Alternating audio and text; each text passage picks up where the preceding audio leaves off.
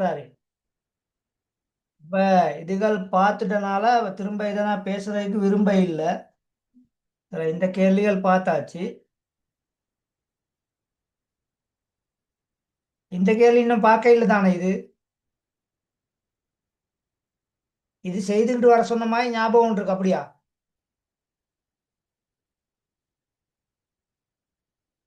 சொல்லுங்க. இல்ல சார். செய்துட்டு வர சொல்லலையா? இல்ல சார். சரி, இந்த கேள்வியை நோட் பண்ணுங்களே. இந்த கேள்வியை குயிக்கா நோட் பண்ணுங்களே.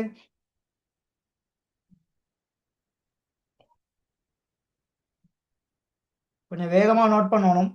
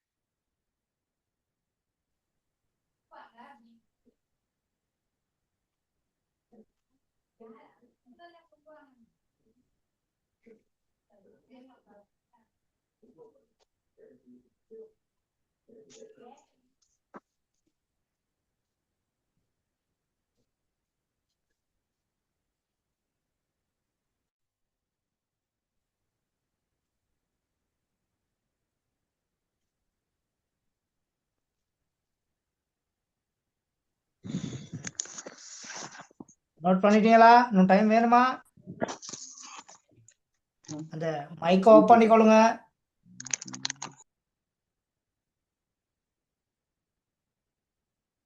தந்தையொருவர் தன்னிடமுள்ள காணியில் 2 தனது மகனுக்கும் 3 தனது மகளிற்கும் கொடுத்தார்.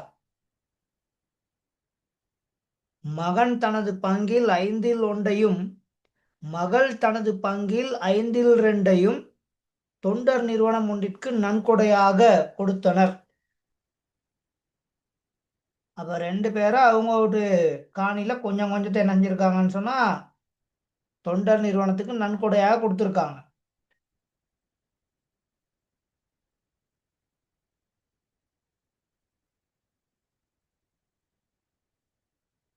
அத்தொண்டர் நிறுவனம் அதற்கு கிடைத்த காணியில் 2 கட்டடம் ஒன்றை கட்ட தீர்மானித்தது.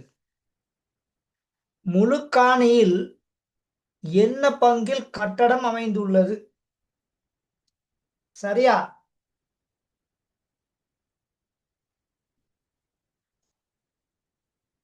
நோட் பண்ணிட்டீங்களா?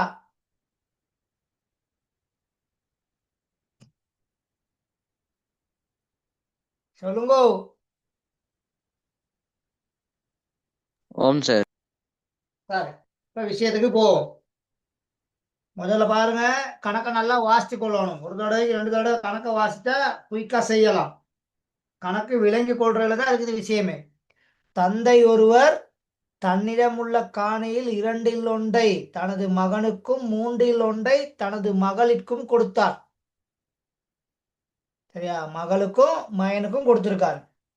அப்ப மகனுக்கு கொடுத்தது 2 மகள். சரியா? இத பாருங்க, 2 மகனுக்கும் 3 மகளுக்கும் கொடுத்திருக்காரு. மகன் தனது பங்கில், அப்ப மகனுக்கு கொடுத்த பங்குல தான் அவரு தொண்டு நிறுவனம் கொடுத்திருக்காரு. அப்ப இந்த லெக்கில் அந்த 2 தான் 5 மகன் கொடுத்திருக்காரு. அதே மாதிரி மகளுக்கு கிடைச்ச அந்த 3 5 என்ன செஞ்சிருக்குது? தொண்டு நிறுவனத்துக்கு கொடுத்திருக்குது. அப்ப இந்த லெக்கில் மகன் கொடுத்ததையும் நாங்க காணணும், மகள் கொடுத்ததையும் நாங்க காணணும். சரியா மகன்? சரியா மகள்? சரியா மகன்? Okay sir. அப்ப முதலாவது வசனம். சரியா? முதலாவது வசனம் மகன். சரியா? இப்படி போடுறேன். அப்படி போட்டா நீங்க தொண்டு நிறுவனம்னு எழுதி கொள்ளுங்க. மகன் தொண்டு நிறுவனத்துக்கு கொடுத்தது. அப்ப 2 இங்கே இன் வரும், அதே நேரத்துல இந்த பக்கம் 5ல் 1. சரியா?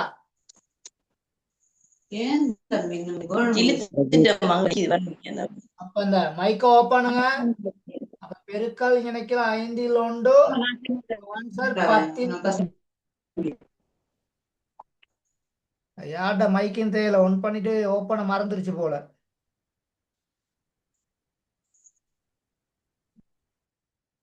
சார் கேமராவும் கொஞ்சம் பேர்த்துட்ட ஒன்றா இருக்குது. அந்த நீங்கள் டெஸ்ட்டில் லிங்க்குள்ளுக்கு வரும்பொழுது கேமரா மைக் ரெண்டுமே ஒன்றில் இருக்குதா ஓப்பில் இருக்கா அப்படின்னு சொல்லி கொஞ்சம் பார்த்துக்கிறோம். சரி, அப்போ மகன் அவட காணில 10ல் 1 தான் அவட்டு காணில 10ல் 1 பங்கை கொடுத்துருக்காரு தொண்டு நிறுவனத்துக்கு. சரியா மகன்? சரியா மகள்? Okay sir. அதே மாதிரிக்கே இப்ப மகள் கொடுத்ததையும் நாங்க கண்டுபிடிக்கணும். அப்ப மகள் சரியா தொண்டு நிறுவனம் கொடுத்தது. அப்ப அந்த லெக்கில் 3ல் 1 இன் போடுவீங்க. இந்த பக்கம் 5ன் மேல் 2. சோ 3ல் 1 பெருக்கல் அடையாளம் 5ன் மேல் 2. அப்போ 15ன் மேல் 2ன்னு வரும். சரியா? Okay sir. 15ன் மேல் 2. இப்ப என்ன செய்யணும்? நீங்க இது ரெண்டையும் கூட்டணும். இது ரெண்டையும் கூட்டினாதான் தொண்டு நிறுவனத்தின் காணி வரும். சரியா? Okay sir. அப்ப இந்த இணைக்கில போடுறேன் தொண்டு நிறுவனம். அப்ப 10ன் மேல் 1 கூட்டல் அடையாளம் 15ன் மேல் 2. 2க்கும் போமசி 30. சரியா? 2க்கும் போமசி 30. 2க்கும் போமசி 30. அப்ப முதலாவது பின்னத்தை மேலே கீழே 3ஆல பெருக்கணும். அப்ப இங்க 30ன் மேல் 3ன்னு சொல்லி வருவாரு. 2வது பின்னத்தை மேலே கீழே 2ஆல பெருக்கணும். சரி, நாளைக்கு எழுதுறதுக்கு இடம் பத்தாது, என்னால கீழே எழுதி விடுறேன். இது 30ன் மேல் 3, இது 30ன் மேல் 4. ஓகேவா? அப்ப இப்ப ரெண்டையும் கூட்டுனீங்கன்னா 30ன் மேல் 7ன்னு சொல்லி இருக்கும். எவ்வளவு? 30ன் மேல் 7. 30ன் மேல் 7. இதுதான் தொண்டு நிறுவனத்தின் பங்கு. இப்ப இந்த காணில இந்த 30ன் மேல் 7ங்கிற இந்த பகுதியில எவ்வளத்துல அவங்க தொண்டு நிறுவனத்துக்கான கட்டடத்தை கட்டியிருக்காங்களாம்? சொல்லுங்க. தொண்டு நிறுவனத்துக்கு மகள் கொடுத்தது அந்த 3ல் 1 பங்குல 5ல் 2. அதே மாதிரிக்கே மகன் கொடுத்தது 2ல் அரைவாசியில 5ல் 1. அப்ப அது பார்த்தா 10ல் 1 15ல் 2 வந்திருக்குது. இருக்குது 10ல் 1 15ல் 2. அப்ப இது ரெண்டையும் கூட்டினா 30ன் மேல் 7 வந்திருக்குது. இந்த 30ன் மேல் 7ல அரைவாசியில தான் என்ன அமைஞ்சிருக்குது? இந்த 30ன் மேல் 7ல அரைவாசியில தான் என்ன அமைஞ்சிருக்குது? கட்டடம் அமைஞ்சிருக்குது. அப்ப நாங்க மருக கட்டடத்துக்கு கண்டுபிடிக்கணும். சரியா? கட்டடத்துக்கு நாங்க கண்டுபிடிக்கணும். அப்ப நான் அந்த இங்கனைக்குல செய்யறேன் கட்டடம். சரியா? கட்டடம் 30ன் மேல் 7. சரியா? இங்கனைக்குல இன் போடுவீங்க. 2ன் மேல் 1. சரியா?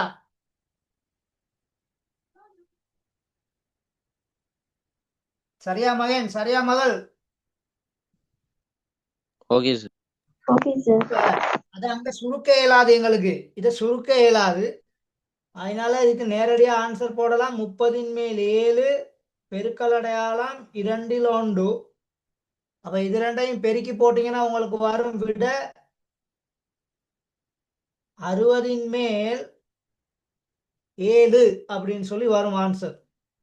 அப்ப அவங்க கேட்டிருக்காங்க முழுக்காணியில், அதாவது பெஸ்ட்ல அதாவது ஏற்கனவே இருந்த காணியில என்ன பங்குல கட்டடம் அமைஞ்சிருக்குது அப்படின்னு சொல்லி கேட்டிருக்குது.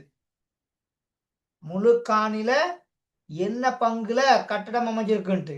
அப்ப முழுக்காணி 60 பங்கா இருந்தா, முழுக்காணி 60 பங்கா இருந்தா, அதுல தொண்ட நிறுவனத்தின் கட்டடம் வந்திருக்குது 7 பங்குல. ஓகே, சரியா? Okay sir. சரி. Okay sir. அப்ப இந்த மாதிரி கேள்விகள் தான் தரும். இந்த இன் செக்ஷன் இதோட முடியுது. இந்த இன் இடம்பெறும் கணித செய்கைகள் இதோட முடியுது. பாருங்க, இந்த இலக்குல ஒரு இன் காணப்படுது, இந்த இலக்குல ஒரு இன் காணப்படுது, இந்த இலக்குல ஒரு இன் காணப்படுது. அதுக்கு தான் இந்த கேள்வி தந்திருக்குது. சரியா மகன்? சரியா மகள்? Okay sir. சார். சார் திருப்பி விளங்கப்படுத்துங்க. Okay sir. கேள்வி பாருங்க.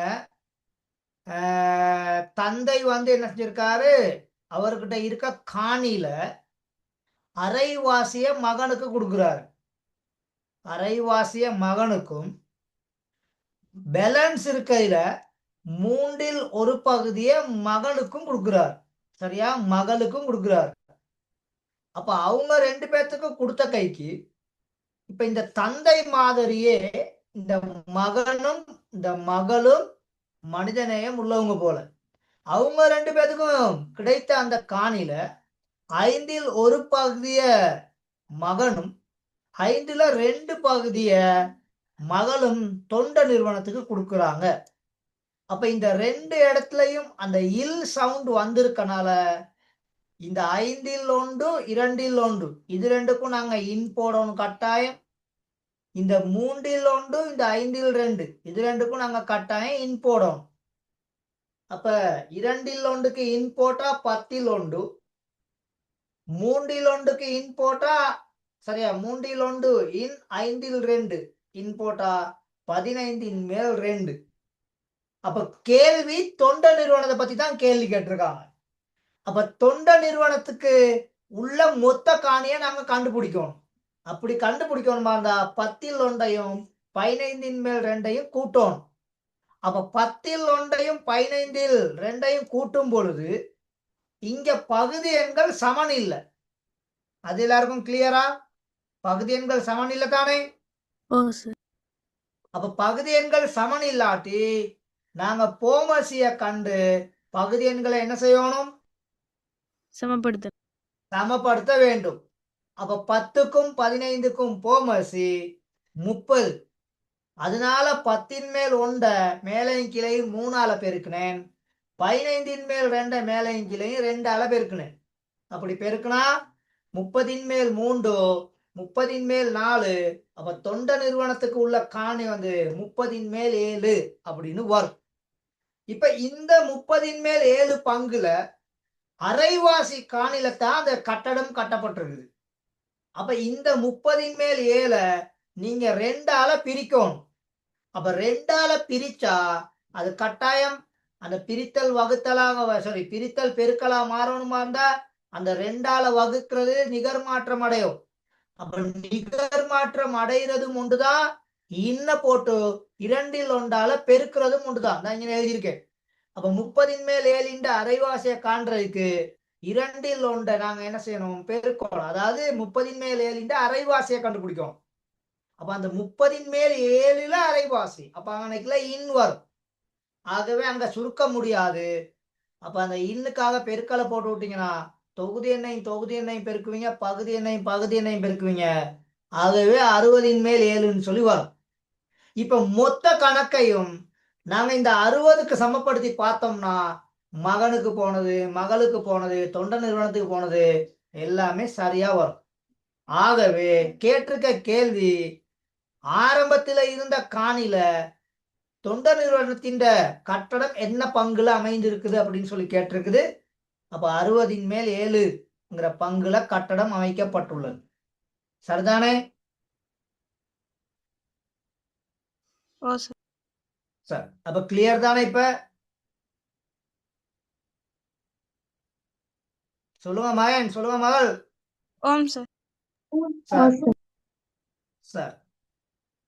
அப்ப மேக்சிமம் பகுதிகள் முடிச்சிட்டேன் சார். இந்த இந்த இந்த கேள்விகள் செய்யணுன்ற அவசியம் இல்லை, இருந்தாலும் டக்குன்னு கொஞ்சம் ஒரு சின்ன விளக்கம் ஒன்று தந்துட்டு போறேன். சரியா? இங்க பாருங்க, இதெல்லாம் ஆல்ரெடி இந்த பாடத்துல முன்னுக்கே நான் விளங்கப்படுத்திட்டேன்.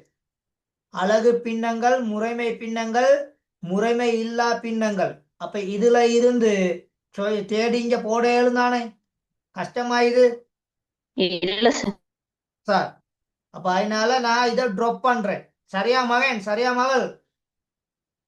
Okay sir. Okay sir. இது கஷ்டமா, இதெல்லாம் ஆல்ரெடி முன்னுக்கே உங்களுக்கு கிளீனா விளங்கப்படுத்திட்டேன். அப்ப ரிவிஷன் மைக்க அழகா செய்துட்டேன். அடுத்து பாருங்க, வெற்றிடங்களை நிரப்ப சொல்லியிருக்கு. அப்ப கலப்பெண்கள் இங்க தந்திருக்காங்க. சரியா? இந்த கலப்பெண்ணை மாத்தி கீழே முறைமை இல்லா பின்னமா நீங்க போடணும். அப்ப ஒரு ஆள் சொல்லுங்க, விளக்கம் சொல்லுங்க, எப்படி கலப்பெண்ணை முறைமை இல்லா பின்னமா மாத்தலாம்? பகுதி எண்ண முழு எண்ணால பெருக்கி தொகுதி எண்ண கூட்டணும். Very good. பகுதி எண்ணை முழு எண்ணை பெருக்கிட்டு அதோட தொகுதி எண்ணை கூட்டி போடுவோம். இங்க வந்து பகுதி எண்கள் மாறாது. அப்போ ஓ 2 2, 2ஓட 1 கூட்டினீங்கன்னா 3, அப்ப 2 மேல் 3 அப்படின்னு சொல்லி இங்க வந்துருவார். ஓர் 5 5, 5ஓட 3 கூட்டினீங்கன்னா 8, அப்ப 5 மேல் 8 இங்க. அப்ப இதுல யாருக்காவது கஷ்டம் இருக்கா? இல்ல தானே? இல்ல சார். இல்ல. அதே மாதிரிக்கே முறைமை இல்லா பின்னங்கள் ஒன்று வந்தா கலப்பு பின்னமா போடும் பொழுது தொகுதி எண்ணுல பகுதி எண் முழுமையாக எத்தனை தடவைகள் இருக்கின்றது அப்படிங்கிறத பெஸ்ட்ல கண்டுக்கிறோம். அப்ப 7ல் 2 வந்து 3 தடவை. அப்ப அந்த முழுமையாக உள்ளது முழு எண்ணாகவும், பகுதி எண் எந்த விதத்திலையும் மாற போறது இல்லை, மீதி வர வேண்டியதை நாங்க தொகுதி எண்ணாகவும் எழுத வேண்டும். அப்ப 7ல் 2 முழுமையாக 3 தடவை, 2 6, 6ஓட 1 கூட்டினா 7. 16ல் 3 வந்து முழுமையாக 5 தடவை, ஸோ 5 15, அப்ப மீதி 1, 5உடன் 3ல் 1. அடுத்தது 20ல் 22ல் 5 வந்து 4 தடவை, அப்ப முழுமையாக 4, பேலன்ஸ் 2, ஸோ 5ல் 2, அப்ப 4உடன் 5 மேல் 2. ஓகே தானே? Okay sir. இதுகெல்லாம் ரிவிஷன் மாதிரி. அப்ப இதுகளை கொஞ்சம் நான் சும்மா சொல்லிவிட்டு போவோம் அப்படிங்கிறதுக்கான எனக்கு தந்தேன். இது பாருங்க, எல்லாமே இங்க சமவெளி பின்னங்கள் இருக்குது, பெருக்கல் இருக்கிற சமவெளி பின்னமும் இருக்குது, வகுத்தல் இருக்கிற சமவெளி பின்னமும் இருக்குது. அப்ப இதுகளை கொஞ்சம் நீங்க பார்த்து கொஞ்சம் ப்ராக்டிஸ் பண்ணிக்கொள்ளணும். ஓகே? Okay sir. சரியா? மற்றவங்கள்டையும் பதில் வரமாட்டேங்குது. பின்வரும் பின்ன கூட்டங்கள் ஒவ்வொன்றையும் ஏறு வரிசையில் எழுதுக. அப்ப இங்க இந்த சமவெளி பின்னங்கள் ஐடியாவை தான் நீங்க பயன்படுத்தணும். அதுதான் இங்க மெயின் முக்கியம். இந்த முதலாவது கேள்வியும் இந்த 2வது கேள்வியும் செம்ம ஈஸி. தொகுதி எண்கள் சமனாக இருந்தா பகுதி எண்ல சின்ன பெருமானத்தை நீங்க தேடணும். அப்ப இந்த பாருங்க, இதுல 2 இருக்குது, இங்க 3 இருக்குது. அப்ப இந்த 2 பின்னங்கள் தான் மிகப்பெரிய பின்னம். இதுல இந்த 2 பின்னம் தான் மிகப்பெரிய பின்னம். அப்ப இந்த 1வது நாங்க ஏறு வரிசையில எழுதும் பொழுது சின்னதுல இருந்து பெருசுல போகணும். அப்ப முதலாவது 10 மேல் 1, அடுத்து என்ன வரும்? 7 மேல் 1.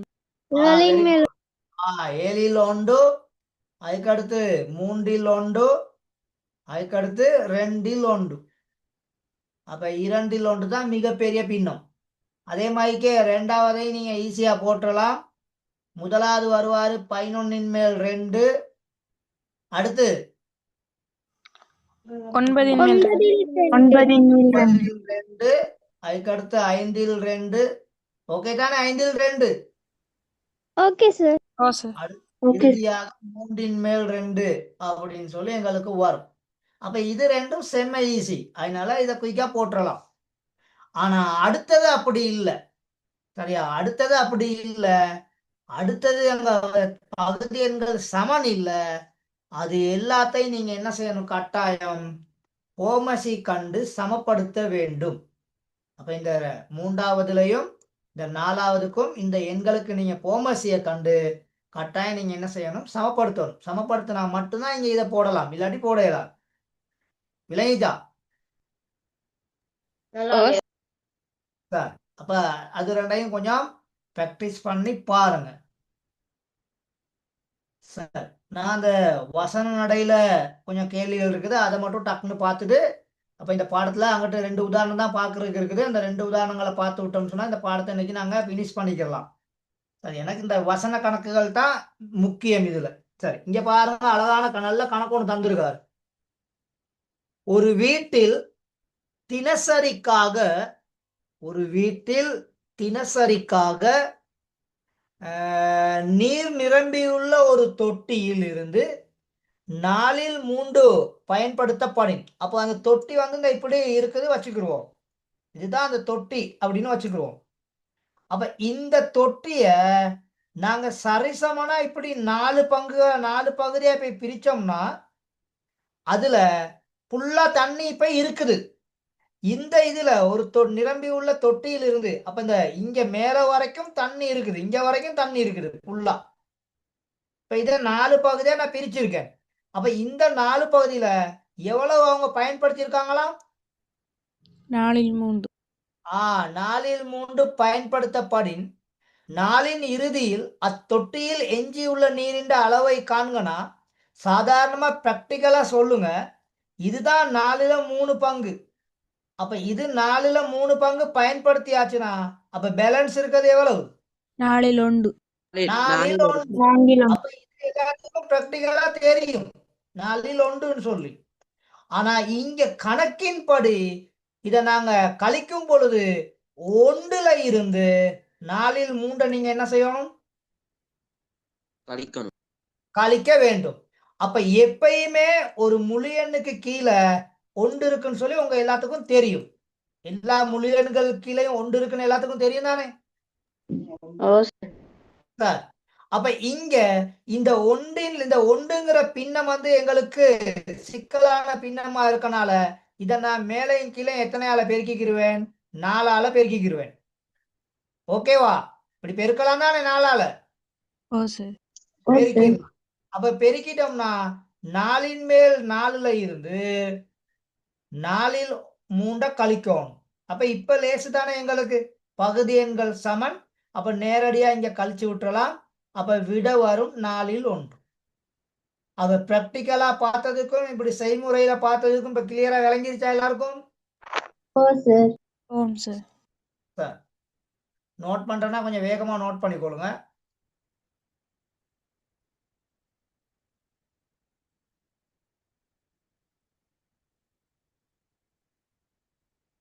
அப்ப சாதாரணமா அந்த கூட்டல் வரைக்கும் எங்களுக்கு பிரச்சனை இருக்காது.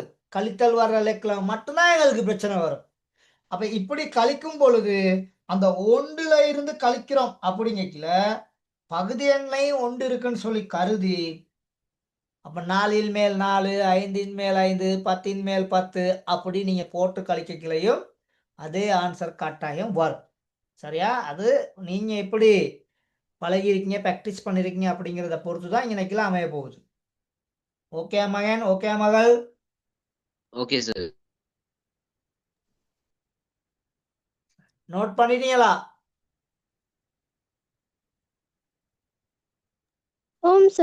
Okay sir. யாருக்காவது டைம் வேணுமா? இல்ல. சரி, ஓகே. சரி, இந்த கேள்வியை பாருங்க. ஏபிங்கிற 2 சரியா நீளத்தில் சமனற்ற இரு கம்பிகள் ஆகுமா? அப்போ ஓப்பனா சொல்லிட்டாரு. அது வந்து ஒரு வெளிப்படை உண்மை. இந்த 2 A, B என்பன நீளத்தில் சமனற்ற இரு கம்பிகள் ஆகும். அப்ப இந்த 2 கம்பிகளுமே சமன் இல்லை, அது கிளியர். ஏயின் நீளத்தில் 3இல் 1ம் பியின் நீளத்தின் 3இல் 1ம் சமமா? உங்கள் விடைக்கு காரணங்கள் தருக. நிச்சயமா சமன் இல்லை தானே? நிச்சயமா சமன் இல்லை. அப்ப சமமான்னு சொல்லி கேட்டிருக்காரு. அப்ப நாங்க இங்க விடே இல்லைன்னு கொடுத்துருவோம். சரியா? இதுக்கு நான் பிராக்டிக்கலா ஒரு விட ஒன்று பிராக்டிக்கலா ஒரு ஆன்சர் ஒன்று உங்களுக்கு தரேன் பாருங்க. இந்த ஏயும் பியும் சமன் இல்லைன்னு சொல்லிட்டாரு தானே. அப்ப நாங்க சும்மா ஏ எடுப்போம். சரியா? 15 சென்டிமீட்டர்னு ஏ எடுப்போம். ஏன்னா சமன் இல்லைன்னு சொன்னனால நான் இது விளங்கப்படுத்துறதுக்காக தான் இப்படி போடுறேன். பிஏ போடுவோம் நாங்க 18 சென்டிமீட்டர்னு சொல்லி. சரியா மகன்? சரியா மகள்? Okay, sir. சார், அப்ப ஏஇந்த 3ல் ஒரு பங்கை நாங்க காணணுமா இருந்தா 15 தர 3ல் 1. ஏன்னா இன்தானே போடணும். அப்ப 15 தர 3ல் 1 போட்டீங்கன்னா இங்கனக்கில் எங்களுக்கு வரும் 5 சென்டிமீட்டர். ஓகே மகள்? ஓகே மகன்? Okay, sir. அதே Okay. மாதிரிக்கு பிக்கு பின்ற பெருமானே அவர் சமன் இல்லாதனால நான் அப்படி எடுத்திருக்கேன் உங்களுக்கு விளங்கப்படுத்தணும்னு சொல்லி. அப்ப பி வந்து 18. அப்ப அத நாங்க 3ல் 1 பெருக்கணும்னா எங்களுக்கு இங்க வருவாரு 6 சென்டிமீட்டர். ஓகேவா? Okay, sir. அப்ப 5ம் 6ம் சமனா? இல்ல, sir. 5ம் 6ம் சமன் இல்லை. அப்ப இது ஒரு வெளிப்படை உண்மைதானே. அப்ப அதனால அப்ப நம்மோட ஏன்னா அந்த 2 கம்பிகளும் சமன் இல்லாதனால அதுல இருந்து வரக்கூடிய பெருமானமும் எங்களுக்கு கட்டாயம் எப்படி இருக்கும்? சமன் இல்லாம தானே இருக்கும். சொல்லுங்க.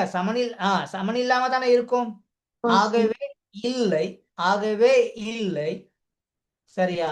அப்ப அந்த 2 சமனற்ற 2 கம்பிகளில் இருந்து பெறப்படும் நீளங்களும் சமனாக காணப்படாது. அதுதான் ஆன்சர்.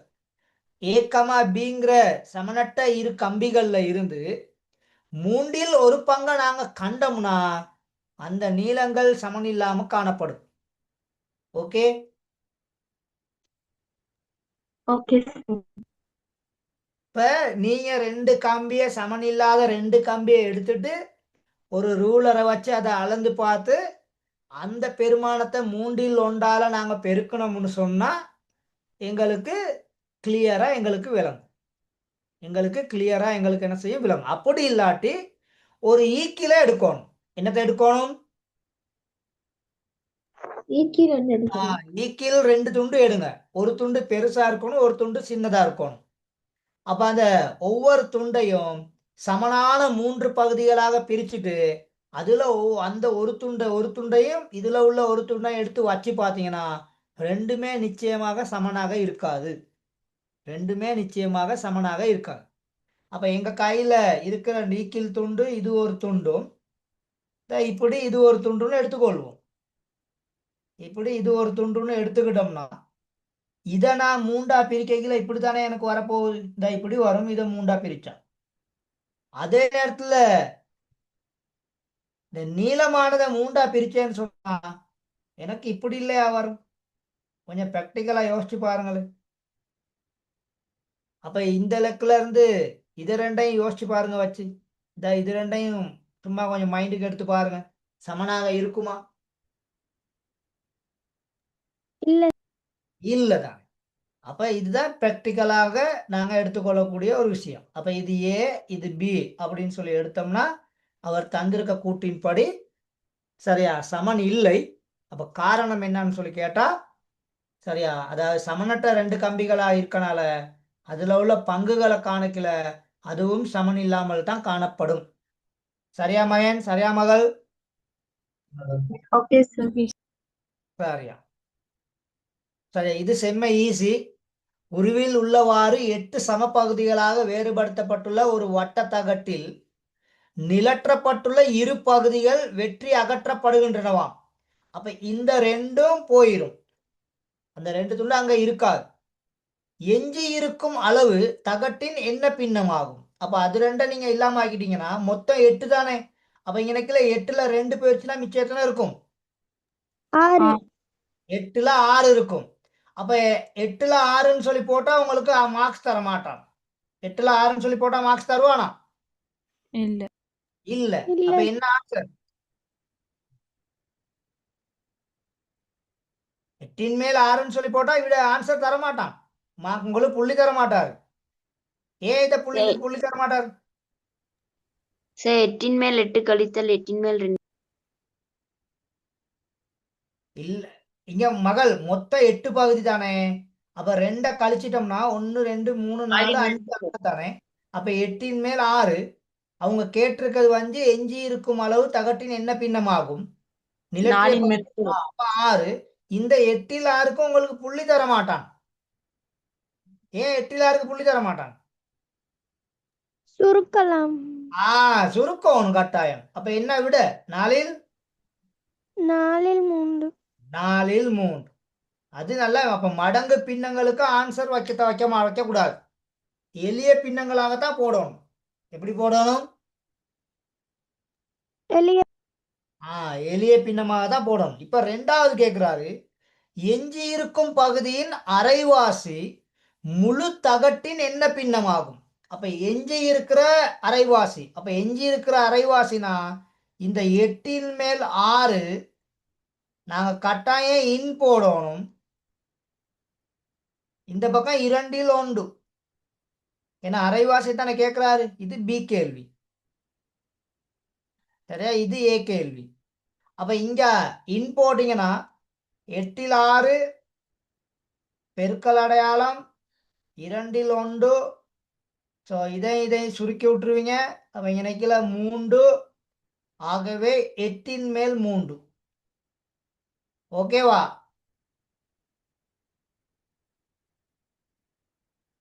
Okay sir. அப்ப எஞ்சி இருக்கும் பகுதி முழு தகட்டின் என்ன பின்னம் அப்படின்னு சொல்லி கேட்டிருக்காரு. அரைவாசி என்ன பின்னம் கேட்டிருக்காரு. அப்ப இங்க 8ன் மேல் 3 அப்படின்னு சொல்லி வருவார். அப்ப இந்த மாதிரிக்கு இந்த வசன நடையில வர கணக்குகளை நல்லா புரிஞ்சு கொள்ளணும். சரியா? Okay sir. ஆன்சரை புத்தகத்துல சரி போட்டுக்கிட்டாலும் பிரச்சனை இல்லை, பென்சில்ல இல்லாட்டி கொப்பில சரி எழுதிக்கிட்டாலும் பிரச்சனை இல்லை. சரி, ஏன்னா இந்த மாதிரிக்கே வசன நடைகள் இந்த பார்ட் 1ல வந்துடும். அதனால தான் அதை தாரேன். சரியா? Okay sir. சரி, இப்போ அதுகளை கொஞ்சம் பார்த்து கொள்ளுங்க. ஓகே, சரி. அடுத்து பாருங்க, இந்த கேள்விகள், இந்த 8வது கேள்வியில் நல்ல இந்த கேள்வி இருக்குது. இதுகளை கொஞ்சம் செய்து பாருங்க. சரியா? ஏதாச்சும் பிரச்சனை இருக்குமான்னு தான் இந்த கீழே என்ற நம்பர் வச்சிருக்கேன். அப்போ என்னோட கொஞ்சம் கலந்தாசி கொள்ளலாம். சரி, இப்போ இந்த கேள்வியை பார்ப்போம். சரி, இந்த கேள்வியை குயிக்காக எல்லாரும் நோட் பண்ணுங்க. இந்த கேள்வியை கொஞ்சம் குயிக்காக எல்லாரும் நோட் பண்ணுங்க.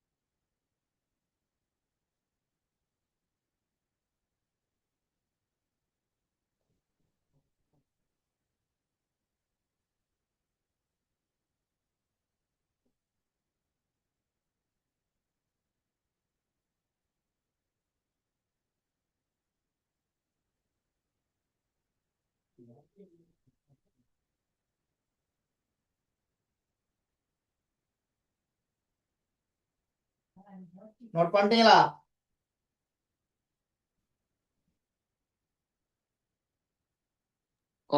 ஆமா, சரி. கேள்வியை பாருங்க. சந்தைக்கு ரூபாய் 500 எடுத்து சென்று, சரியா? சந்தைக்கு ரூபாய் 500ஐ எடுத்துக்கொண்டு சென்ற தாயார் அப்பணத்தில் காய்கறிகளை வாங்குவதற்கு ரூபாய் 300ஐயும் காய்கறிகள் வாங்குறதுக்கு ரூபாய் 300ஐயும் பழங்கள் வாங்குவதற்கு ரூபாய் 150ஐயும் சரியா செலவிட்டாராம். அப்ப சந்தைக்கு போயிருக்காங்க, செலவிடப்பட்டது காய்கறிகள் வாங்குறதுக்கு. அப்ப 500 மேல் எவ்வளவு போடணும்? 500 மேல் எவ்வளவு?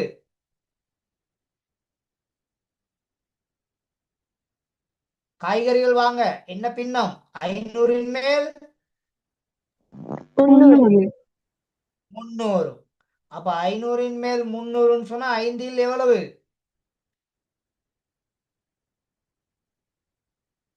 5 2 சைவரையும் வெட்டிட்டா 5 மேல் 3 தானே எளிய பின்னம். ஓ சார். சரி, பழங்களை வாங்குவதற்கு கொண்டு சென்ற பணத்தின் என்ன பின்னம் செலவிடப்பட்டது? அப்ப 500 மேல் எவ்வளவு? 500 மேல் 150. அப்ப 500 மேல் 150னா இங்க ஒரு சைவரை பெஸ்ட்ல சுருக்கிடுவோம். அப்ப 50 மேல் 15. அப்ப இங்க 5ஆல சுருக்கி விட்டீங்கன்னா 10 மேல் எவ்வளவு? 3 சார். 10 மேல் 3. சரி, இது ரெண்டும் கிளியரா? ஓ சார். ஓ சார். சரி, அடுத்து பாருங்க.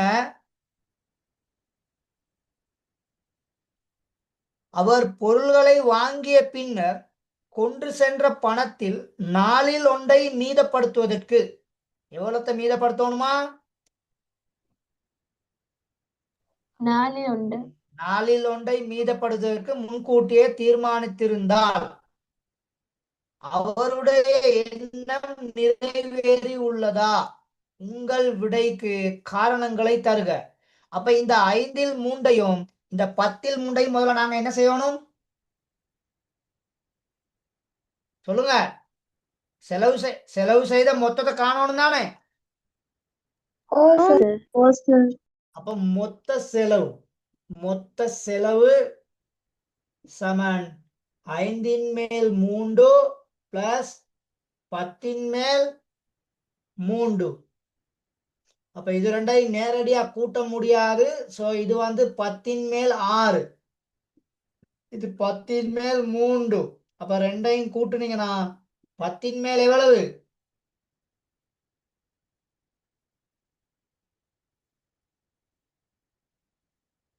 10 மேல் எவ்வளவு? 9. 10 மேல் 9. அப்ப அவர் கொண்டு போனது 10 மேல் 10 இருந்தா அப்ப சேமிப்பு சமன் 10 மேல் 10ல இருந்து எத்தனை கழிக்கணும்? 10 மேல் 9. 10 மேல் 9 கழிக்கணும். அப்ப அவருக்கு வரும் 10 மேல் 1. அப்ப அவருடைய எண்ணம் நிறைவேறியதா?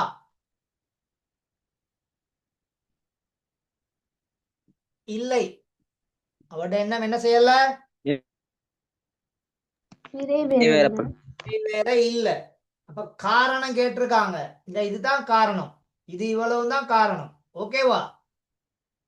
ஓகே சார், அப்ப கிளியர் தானே? ஓகே சரியா மகன்? ஓ சார். Okay okay sir. சரியா, நீ வேகமா நோட் பண்ணிக்கொள்ளுங்க.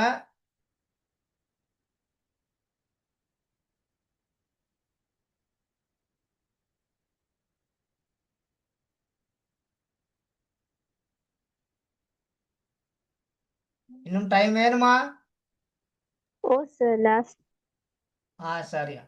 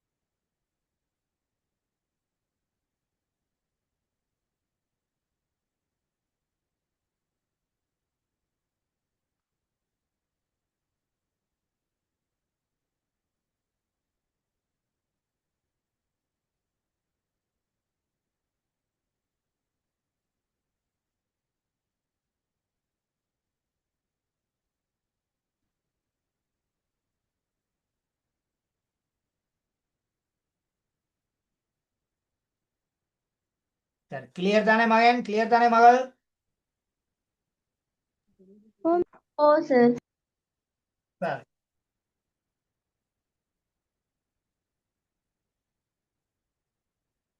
அதுல இன்னும் ஒரு கேள்வி இருக்கு, அதையும் பார்த்துருவோம். அதையும் ஏன் விட்டுட்டு போவானே. சரி, கேள்வியை பாருங்க, நோட் பண்றோம், கேள்வியை குயிக்கா நோட் பண்ணி கொள்ளுங்க.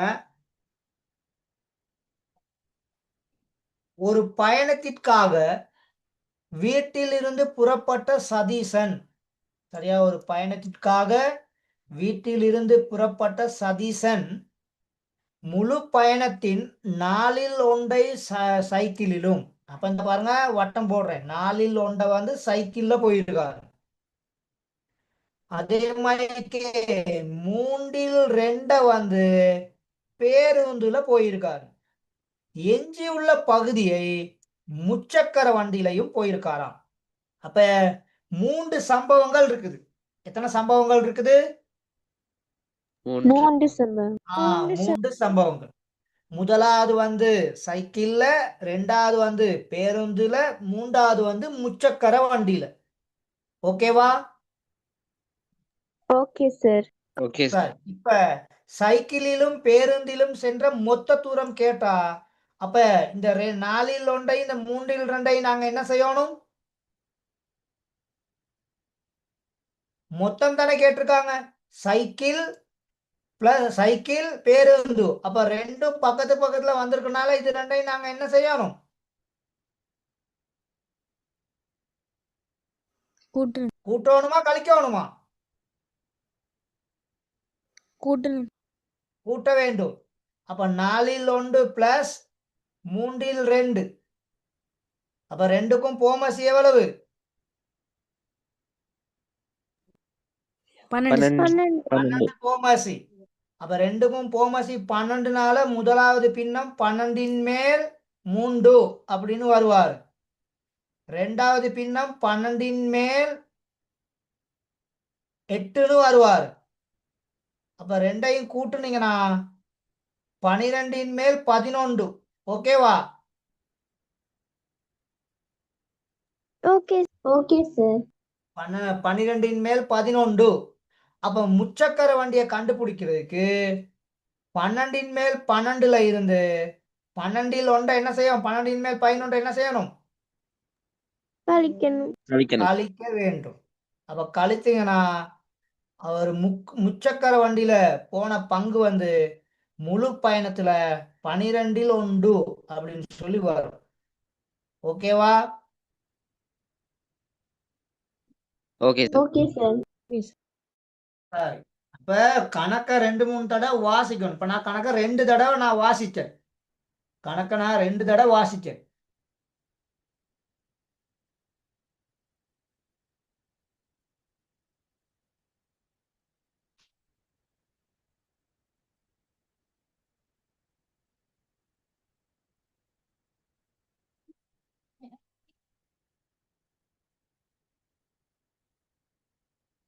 ஒரு பயணத்திற்காக வீட்டிலிருந்து புறப்பட்ட சதீசன் முழு பயணத்தின் 4ல் 1 ஒரு பங்கை சைக்கிளிலும் 3ல் 2 பங்கை பேருந்திலும் சென்று எஞ்சியுள்ள பகுதியை முச்சக்கர வண்டியிலும் சென்றார்.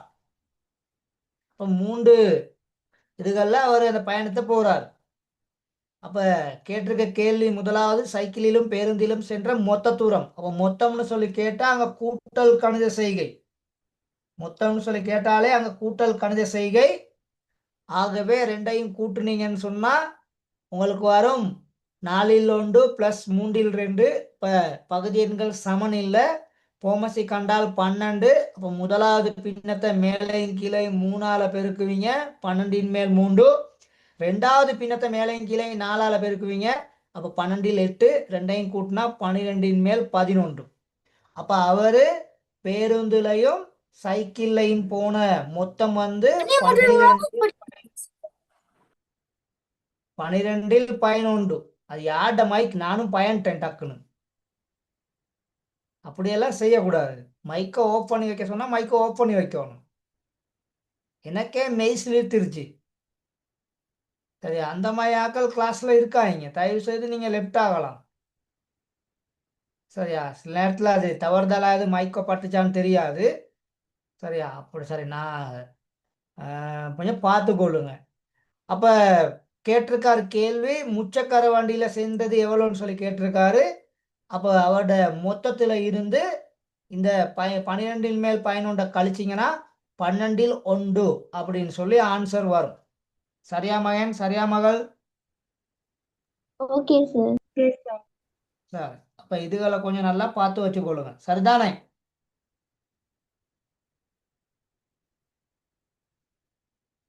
ஓகேவா? Okay sir. Okay sir. சரியா, எல்லாரும் நோட் பண்ணியாச்சா? ஓம் சார். Okay sir. சரி, டைம் வந்து ஒரு 15 நிமிஷம் இருக்குது. இன்னும் ஒரு 15-20 நிமிஷம் கிளாஸ் செய்யலாம். தயவு செய்து யாரும் ஓடிறாங்க. சரி, அடுத்த தலைப்பு போடுங்க, பின்னங்களின் பயன்பாடு. சரியா? பின்னங்களின் பயன்பாடு போட்டீங்களா?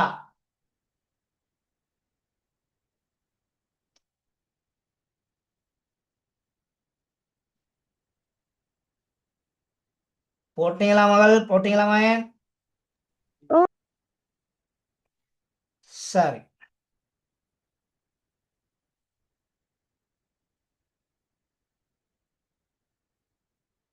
சரி, இங்க பாருங்க, இதெல்லாம் சின்ன சின்ன உதாரணங்கள். இப்ப இதுக்கெல்லாம் ரொம்ப டைம் ஒதுக்கி கொண்டு இருக்க இயலாது. இதெல்லாம் ஆல்ரெடி நாங்க பார்த்துட்டோம். குறித்த ஒரு வகை உணவை தயாரிப்பதற்கு பயன்படுத்தப்படும் மாக்கலவையில் 2 பங்கு குரக்கன் மாவாம். அப்ப மாக்கலவையில், இதுதான் மாக்கலவை. அப்ப அந்த மாக்கலவையில் 2 பங்கு குரக்கன் மா. அப்ப இங்க இல் இருக்குது. இருக்கா இங்க இல் சவுண்ட்? ஓ சார். அப்ப இல் சவுண்ட் இங்க இருக்கனால இவர்கிட்ட மொத்தமா இருக்கிறது 5 பங்கு. அந்த 5 பங்குல 2 பங்கு குரக்கன் மாவுனால அப்ப நீங்க இங்க என்ன செஞ்சிருவீங்க? 5 மேல் 2 குரக்கன் மாவுக்கான பின்னம். எஞ்சியது கோதுமை மா. அப்ப 5 2 குரக்கன் மாவா இருந்தா அப்ப 5 3 யாரா இருப்பாரு? கோதுமை கோதுமை மாவா இருப்பாரு. சரியா? 5 3 வந்து கோதுமை மாவா இருப்பாரு. அப்ப நாங்க என்ன, அவங்க கேட்டிருக்க கேள்வி என்னன்னு சொன்னா, கோதுமை மாவின் அளவையும் அதே மாதிரிக்கே குரக்கன் மாவின் அளவையும் கிலோகிராம்ல கேட்டிருக்குது. ரெண்டையும் கிலோகிராம்ல நாங்க சொல்லுவோம். அப்ப இந்த 50 கிலோவை சமனான எத்தனை பகுதிகளாக நாங்க பிரிக்கணும்? 5 பகுதிகளாக பிரிக்கணும். அப்ப 5 பகுதிகளாக பிரிச்சா ஒரு பங்குல எத்தனை கிலோகிராம் இருப்பாரு? 10 கிலோ. 10 கிலோகிராம் இருப்பார். அப்போ ஒரு பங்குல 10 கிலோகிராம் இருந்தா அப்ப குரக்கன் மாவு எத்தனை கிலோகிராம்? 20 கிலோகிராம். குரக்கன் மாவு 20 கிலோகிராம். அதே மாதிரி கோதுமை மாவு வந்து எத்தனை கிலோகிராம்? 30 கிலோகிராம். சாதாரண பிராக்டிக்கலா இப்படி கெஸிங்ல டக்குன்னு கண்டுபிடிச்சிடலாம். ஆனா இதே கேள்வியாக நாங்க செய்யும் பொழுது இந்த குரக்கன் மாவின் அளவை நாங்க கண்டுபிடிக்கிறதுக்கு அந்த இலக்குல 5 மேல் 2 பெருக்கல் அடையாளம், அதாவது இன் பயன்படுத்துவீங்க. 5 மேல் 2 இருக்குது இன். 2 பெருக்கி 50ஆல பெருக்கி விட்டீங்கன்னா அப்ப இங்க இந்த 5ஐயும் இந்த 50ஐயும் சுருக்கலாம். அப்ப இங்க 10ன்னு சொல்லி வரப்போகுது. ஸோ இது ரெண்டையும் பெருக்கி விட்டீங்கன்னா அப்ப எங்களுக்கு 20 கிலோகிராம் அப்படின்னு சொல்லி வந்துடும். சரியாமா? இது உங்களோட புக்ல இருக்குது. அதனால இப்ப இதை டைம் ஒதுக்கி நோட் பண்ணிக்கிட்டு இருக்க வேண்டிய அவசியம் இருக்காது. சரி, இதை நீங்க பிறகு ஒருக்கா சரி நீங்க என்ன செஞ்சுக்கலாம், நோட் பண்ணி கொள்ளலாம். ஓகேவா? ஓகே. அடுத்து இப்ப நாங்க குரக்கன் மாவின் அளவு 20 கிலோகிராம்னு கண்டுட்டோம். அப்ப கோதுமை மாவின் அளவை கண்டுபிடிக்கிறதுக்கு எங்களுக்கு 2 வழிகள்ல செய்யலாம். முதலாவது வழி 50 கிலோல இருந்து 20 கிலோவை என்ன செஞ்சு விட்டுறலாம், கழிச்சு விட்டுறலாம். அது லேசான வேலை தானே, இது கஷ்டம் இல்லையே இல்ல சார். சார். அப்ப இவ்வளவு தான் இன்னைக்குல எங்களுக்குள்ள வேலை. சரி, அப்ப இந்த மாதிரி இந்த கேள்வியை எங்களுக்கு எளிமையாக செய்யலாம். சரியா? Okay sir. சார் அப்ப ஓகே இது புக்ல இருக்கனால இதை நீங்க பெருசா என்ன செஞ்சு கொள்ளலாம், நீங்க இதை நோட் பண்ணி கொள்ளலாம். சரியா? இதை ட்ராப் பண்ணிட்டு போகாம இதையும் கொஞ்சம் சொல்லிட்டு போவோம் அப்படிங்கிறதுக்காக தான் எனக்குல இதை கொண்டு வந்தேன், எனக்குல போட்டேன், அதை எடுத்தேன். சரியா? அப்ப இதை கொஞ்சம் பார்த்து கொள்ளணும். சரி, இப்ப நேரடியா இந்த பெரிய உதாரணங்கள் இல்ல, சின்ன சின்ன உதாரணங்கள் இருக்குது, அதுகளை கொஞ்சம் நீங்க பாருங்க. சரி, அதுகளை கொஞ்சம் நீங்க பாருங்க. இந்த கேள்வியே செய்யணும். சரியா? சரியா மகள்? ஏன்னா இது ஆல்ரெடி நாங்க பார்த்துட்டோம் தானே, இதெல்லாம் ஆல்ரெடி இதே மாதிரி கேள்விகள் உங்களுக்கு விளங்கப்படுத்தினேன் தானே இந்த பாடத்துல ஆரம்பத்திலேயே. சார் இந்த பாடத்துல ஆரம்பத்திலே நாங்க இதை விளங்கப்படுத்தினோம். அப்ப இன்னைக்குல 5000 அரைவாசி எவ்வளோன்னு சொல்லி கேட்டிருக்காங்க. அப்ப இந்த இலக்குல விட வர போகுது ரூபா 2000 எவ்வளவு? 2500. 2500. பாருங்க, அந்த முதல்ல சொல்லிட்டேன், ஞாபகத்துக்கு அடிக்கடி சொல்லிக்கிட்டு இருக்கணும் போல. இங்க 2000 மில்லி லிட்டர்ல 4ல் 1 கேட்டிருக்காங்க. அப்ப 2000 4ஆல பிரிக்கணும். அப்ப எத்தனை மில்லி லிட்டர்? 500. 500 milli litre. கட்டாயம் அலகு முக்கியம், அலகு போட மறந்துட்டா மார்க்ஸ் தர மாட்டாங்க. இங்கே பாருங்க, 200 மீட்டரை சமனான 4 பகுதிகளாக பிரித்து அதை 3ஆல பெருக்கணும். 4 பகுதிகளாக பிரிச்சா 50. அப்ப அதோட 3 மடங்கு எத்தனை மீட்டர்? 150. 150 மீன். 150 மீட்டர். அதே மாதிரிக்கே 250 கிலோகிராம சமனான 5 பகுதிகளாக பிரித்து அதை 3ஆல பெருக்கி விடணும். அப்ப இங்கேயும் எத்தனை கிலோகிராம்? 150. 150 கிலோகிராம். சரியா புத்தா? அப்ப இந்த மாதிரி கொஞ்சம் பார்த்துக்கிட்டா நல்லம். இது 2.4 லிட்டர்னு சொல்லி இருக்குது.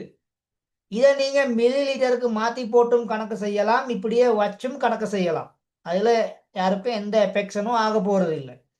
அப்ப லிட்டர்ல விட வந்தா, இது லிட்டர்ல விட வந்தா, சரியா? லிட்டர்ல விட வந்துச்சுன்னு சொன்னாக்க 1.6 லிட்டர். எத்தனை லிட்டர்? 1.6 லிட்டர். 1.6 லிட்டர். அதே மில்லி லிட்டர்ல விட வந்தா 1000 சொல்லுங்கோ. 1600 மில்லி லிட்டர். இந்த ரெண்டு ஆன்சர்களுக்கும் இன்னைக்குல எங்களுக்கு சரி கொடுக்க இயலும். சரியா மகன்? சரியா மகள்? Okay sir. சொல்லுங்க. தசம் வச்சா சரி சார். ஒன்னும் தசம் வச்சா மட்டுமா மார்க்ஸ் கிடைக்கும்? அப்படின்னு இல்ல மகள். இப்ப வந்து இது 2.4 லிட்டர் தானே. அப்ப இந்த 2.4ஐயும் இந்த 3ஐயும் நான் சுருக்குனேன். அப்ப 2.4ஐயும் 3ஐயும் சுருக்கையில இன்னைக்குல ஒரு தடவை இந்த 2.4 நீங்க 3ஆல சுருக்குனீங்கன்னா 0.8 தானே இன்னைக்குல வரும். பிரிச்சு பாருங்க, 2.4 3ஆல பிரிச்சு பாருங்க, 0.8 வருதா இல்லையாண்டு.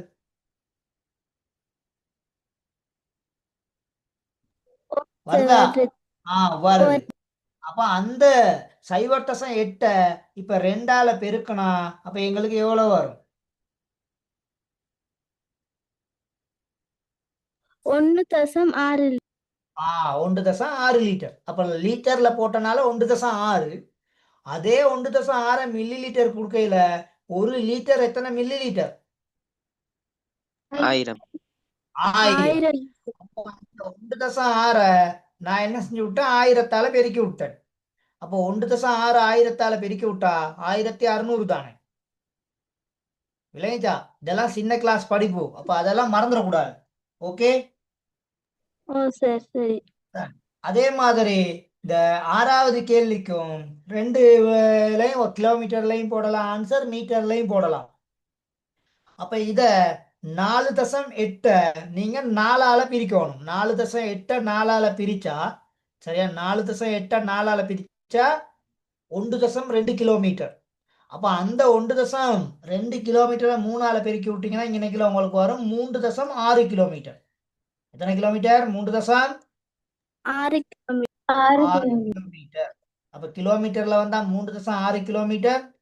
மீட்டர்ல வந்தா எவ்வளவு? 3600 மீட்டர். இது ஆல்ரெடி டெஸ்ட்ல இந்த செக்ஷன் நான் செஞ்சனால இதுக்கு நான் மேக்சிமம் டைம் உங்களுக்கு ஒதுக்க இல்லை. சரியா?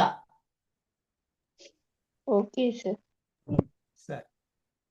அப்ப திரும்ப ஒருக்கா இந்த ஆன்சர்கள் எப்படி வந்துச்சு அப்படின்னு சொல்லி நீங்க கொஞ்சம் ட்ரை பண்ணி பார்க்கணும். அப்பதான் உங்களுக்கு புரியும். Okay,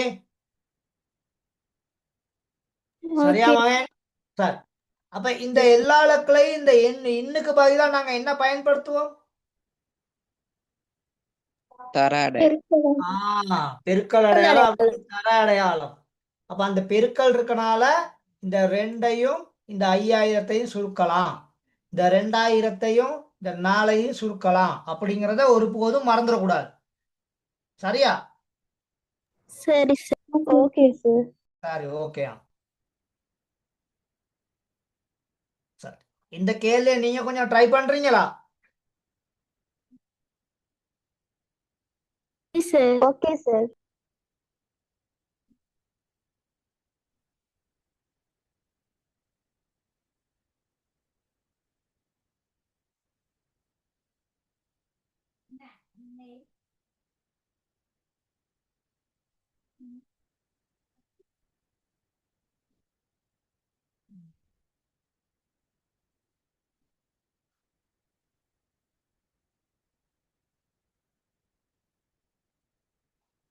okay sir.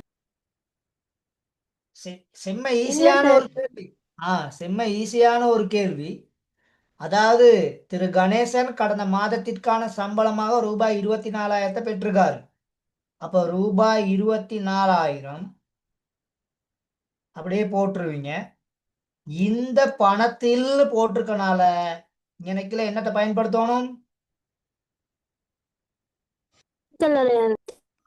பெருக்கல் அடையாளம், அதாவது இன். அப்ப இந்த இன் அப்படிங்கறத நான் நினைக்கல போட்டுட்டு தான் இதை செய்வேன். ஏன்னா நான் ஆசிரியருங்கிற ரீதியில அதை உங்களுக்கு கட்டாயம் வழி உணர்த்தணும் அப்படிங்கிறதுக்காக வேண்டி அதை நான் நினைக்கல போட்டு காமிச்சிட்டு தான் செய்வேன். அப்ப ரூபாய் 24,000 ரூபாய் 24,000 3 0 பெருக்கல் அடையாளம். சரியா? 8 மேல் 3 24,000 8 சுருக்க இயலுமா இயலாதா? சுருக்கலாம். சுருக்கலாம். 8 சுருக்குனீங்கன்னா ஒரு தடவை, 24,000 8ஆல சுருக்குனீங்கன்னா எனக்கு 3000 வரும். அப்படித்தானே? ஓ சார். ஓ சார். ஆகவே ஆன்சர் ரூபாய் எவ்வளவு? 9. 9,000. எல்லாத்துக்கும் வந்திருக்கா 9,000? ஓ சார். 9,000 வந்திருந்தா சரி போட்டுக்கொள்ளுங்க. 9,000 வந்திருந்தா சரி போட்டுக்கொள்ளுங்க.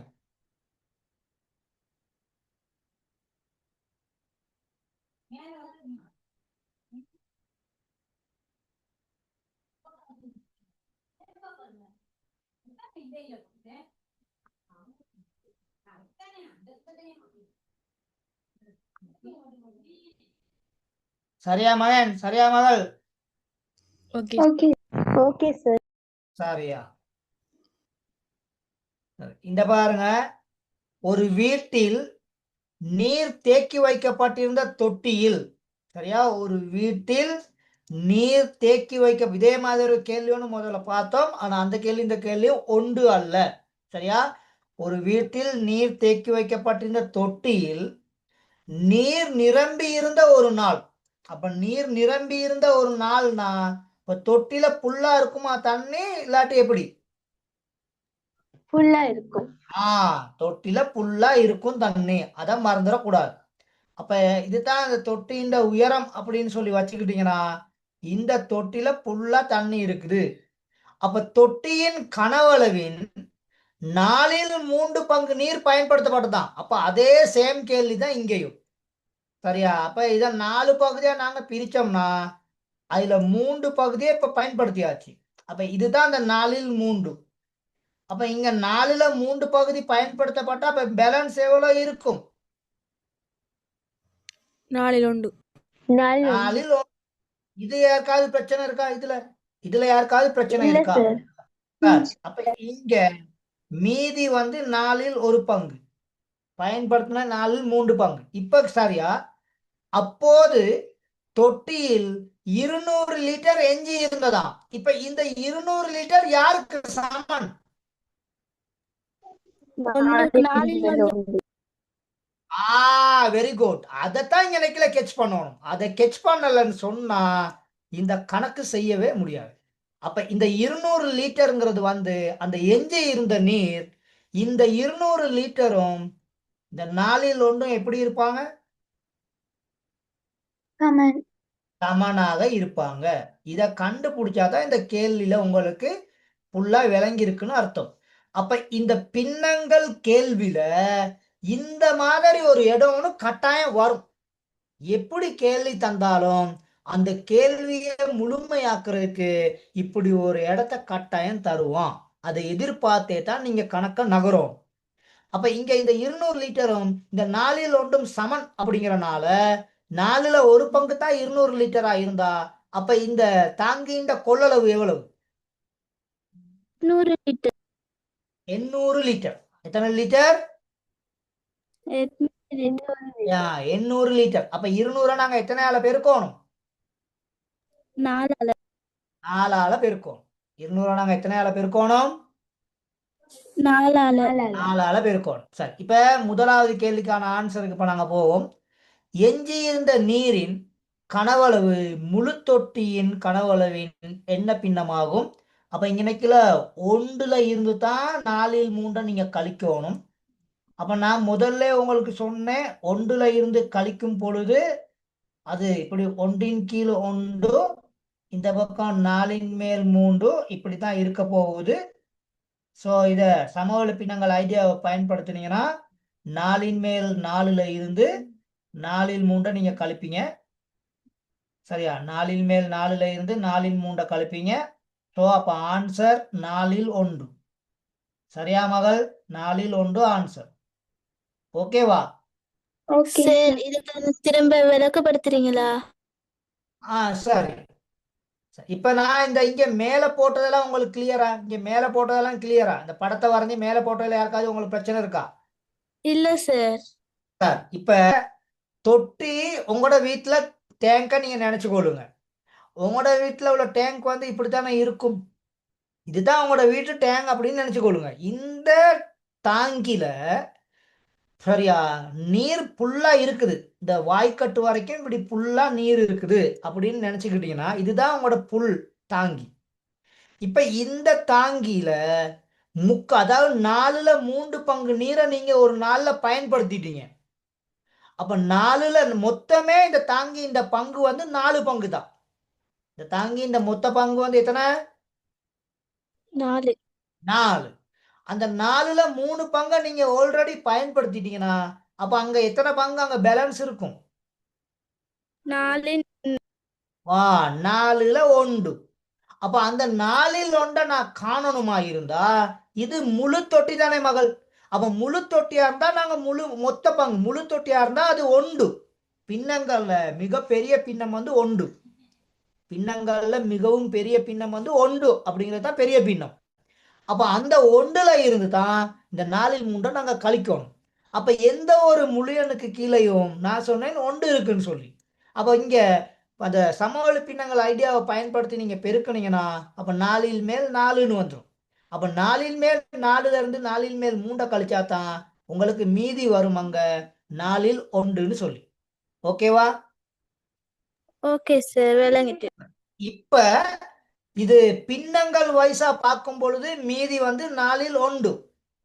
ஆனா அவர் சொல்றாரு இவர் இந்த ஒரு நாள்ல அந்த 3/4 தண்ணியை பயன்படுத்தின பிற்பாடு இந்த தாங்கில இருக்கிற அந்த 4ல் ஒரு பங்குங்கிறது வந்து 200 லிட்டராம். 4ல் ஒரு பங்குங்கிறது வந்து எத்தனை லிட்டராம்? 200 லிட்டர். 200 லிட்டராம். அப்ப 4ல் 1 சமன் எத்தனை லிட்டர்? 200 லிட்டர். அப்ப 4ல் 1 வந்து சமன் வந்து 200 லிட்டருக்கு சமன். அப்ப கேள்வி கேட்டிருக்காரு தாங்கி இந்த கொள்ளளவு எவ்வளவுன்னு சொல்லி கேள்வி கேட்டிருக்காங்க. அப்ப தாங்கி இந்த கொள்ளளவை காண்றதுக்கு 200 லிட்டரை எத்தனையால பெருக்கணும்? 4. 4ஆல பெருக்கணும். அப்ப 200 லிட்டரை 4ஆல பெருக்கி விட்டீங்கன்னா தாங்கின்ற கொள்ளளவு 800 லிட்டர்னு சொல்லி வருவார். ஓகேவா? Okay sir. சரி. அப்ப கணக்க புரிஞ்சுக்கிறதுல தான் இருக்குது. பிராக்டிக்கல் லைஃப்ல உள்ளது தான் அந்த பின்ன கணக்குல வரும். அப்ப அந்த சமப்படுத்துறங்கிற இந்த பகுதி நீங்க தேடணும் கட்டாயம். அந்த கணக்கை ஃபுல்லா வாசிக்கும் பொழுது ஒரு லெக்கில் வச்சிருப்பான். அப்ப அது இப்படி கழிச்சு வாரதா இருக்கும். சரியா? இல்லாட்டி மேலதிகத்தை கண்டு வாரதா இருக்கும். மேலதிகம் அப்படின்னு சொல்லி தருவார். இல்லாட்டி வித்தியாசம், கழித்தல் வித்தியாசம் ரெண்டும் ஒன்று தானே மகள். மேலதிகம்னு சொல்லி சொன்னாலும் நாங்கள் கழிக்க தான் போறோம். மேலதிகம்னு வந்தாலும் கழிக்கணும், வித்தியாசம்னு வந்தாலும் கழிக்கணும். சரியா? அதே மாதிரிக்கே எஞ்சியது அப்படின்னு சொல்லி வந்தாலும் கழிக்கும். சேமிப்புன்னு சொல்லி வந்தாலும் கழிக்கத்தான் போறோம். மீதின்னு சொல்லி வந்தாலும் கழிக்கத்தான் போறோம். அப்ப இதெல்லாம் நல்லா புரிஞ்சு வச்சுக்கிடுங்க. இந்த சொற்கள் மிக முக்கியமானது. சரியா மகன்? சரியா மகள்? சரி நோட் பண்ணியாச்சா? ஓ சார். சரி.